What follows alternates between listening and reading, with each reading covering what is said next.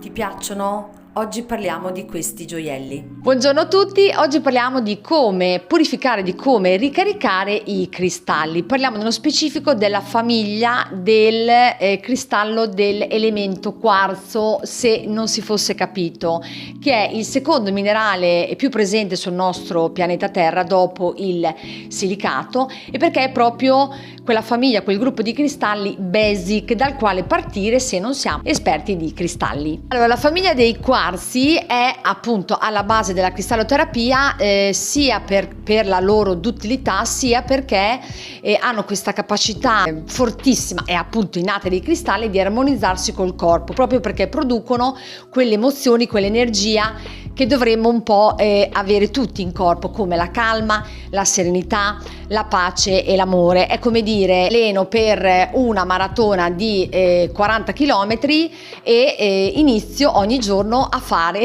2 km, quindi è la base, la piattaforma da cui partire, il trampolino dal quale lanciarsi nel mondo della cristalloterapia. Le due differenze sostanziali differenza tra purificare e ricaricare. Allora, purificare vuol dire esattamente come facciamo noi con il nostro corpo. Quando ci sentiamo sporchi, che cosa facciamo? Ci laviamo, facciamo la doccia o facciamo la vasca se siamo più fortunati. Purificare quindi vuol dire che il cristallo, nel momento in cui noi lo acquistiamo, ha una sua storia, quindi probabilmente, anzi senza probabilmente, ha fatto il suo proprio viaggio, ha immagazzinato delle energie che non sono sue, quindi purificarlo vuol dire farlo tornare al punto zero, quindi né negativo né positivo, al punto zero. Ricaricare un cristallo invece significa che noi lo spingiamo, gli diamo il là, il via, per riempirlo di quelle che sono le sue proprietà, quindi l'energia con la quale ci si connette, che è innata dal cristallo, e quindi va potenziata e quindi va ricaricato. Per quanto riguarda purificare il cristallo va purificato nel momento in cui si acquista, va purificato tutte le volte che viene utilizzato per delle sessioni di cristalloterapia. Quindi se una persona lo fa come lavoro ogni giorno e ha delle persone diverse che utilizzano la tecnica della cristalloterapia, va purificato ogni volta. Se invece lo usiamo noi per un nostro uso personale, che può essere l'arredo della casa, che può essere indossarlo, oppure durante la meditazione, non esiste una regola, ma sarebbe cosa buona e giusta imparare a sentire noi quando il cristallo perde la sua proprietà e quindi va purificato, perché magari abbiamo vissuto una situazione particolare per cui il cristallo ha fatto da scudo, ha trattenuto o ha dato quello che doveva dare, per cui lo sentiamo scarico. Quindi imparare a sentire e a seguire il nostro istinto e a sentire l'energia che ci circonda, e quindi anche l'energia del cristallo nel momento in cui deve essere purificato. Stessa cosa per quanto riguarda il ricaricare il cristallo. Se è il nostro lavoro e quindi lo utilizziamo spesso con persone diverse, va ricaricato ogni volta possibilmente, e invece se lo usiamo noi per nostri scopi personali, ancora una volta siamo noi che dobbiamo connetterci e sentire se il cristallo deve essere ricaricato o meno. Allora, ci sono 1000 modi per purificare il cristallo, ma siccome vogliamo essere reali e la nostra vita è molto spesso molto impegnata ed è fatta di 24 ore, parliamo proprio di tecniche molto molto semplici e alla portata di tutti, anche di quelli che si affacciano per la prima volta al mondo della cristalloterapia. In realtà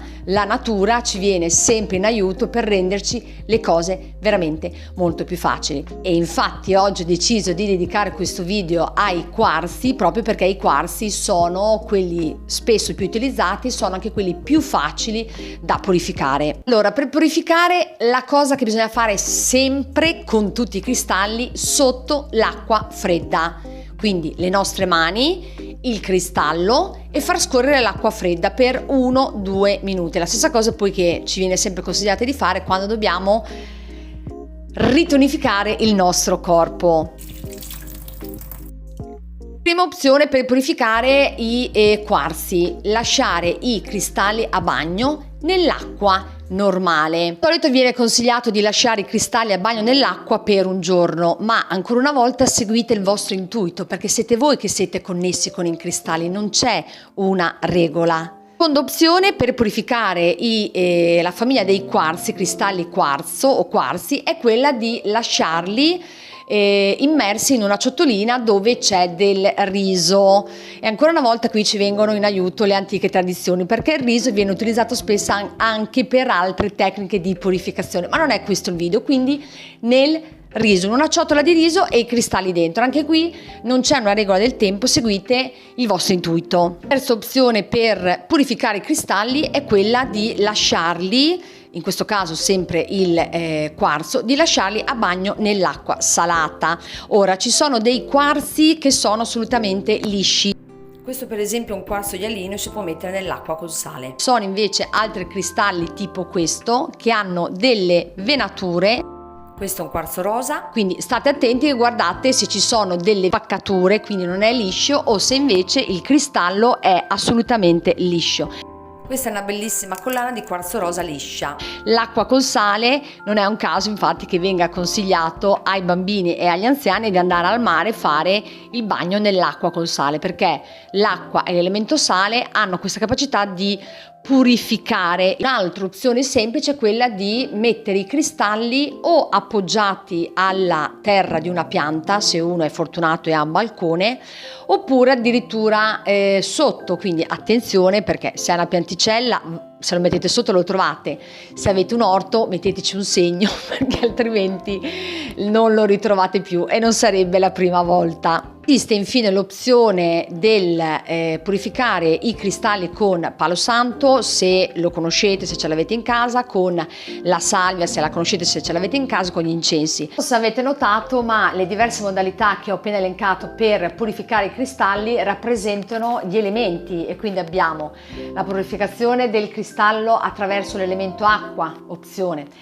la purificazione del cristallo attraverso l'elemento aria, l'incenso, la purificazione del cristallo attraverso l'elemento terra, sopra o sotto la terra. Per quanto riguarda invece il ricaricare i cristalli, ci sono diverse tecniche molto complicate, ma non è questo il video e siamo qui per la praticità. Quindi la tecnica super consigliata e super facile per ricaricare i cristalli è quella di metterli esposti sul balcone nei giorni di luna piena o luna crescente, che si ricarica. Ancora una volta la natura è veramente spettacolare, perché ci serve tutto in maniera naturale. Quindi il 5 maggio 2023 abbiamo proprio una eclissi lunare, quindi se vedete il video prima, bene, ricordatevi di guardare il vostro calendario, qualsiasi sia l'anno in cui guarderete il video, vi prendete nota di quando ci sarà la luna piena, l'eclissi lunare o qualsiasi altro fenomeno naturale che carica i cristalli.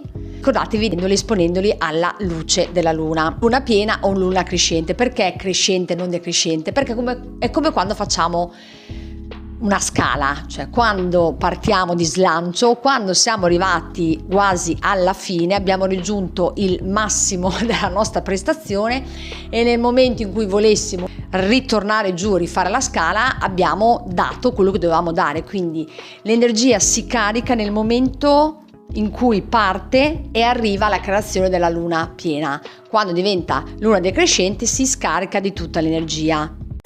Spero che il video vi sia utile, spero che abbiate imparato qualcosa di nuovo. Se avete dei dubbi potete scrivere nei commenti. Ci vediamo alla prossima, state bene, grazie, ciao ciao ciao.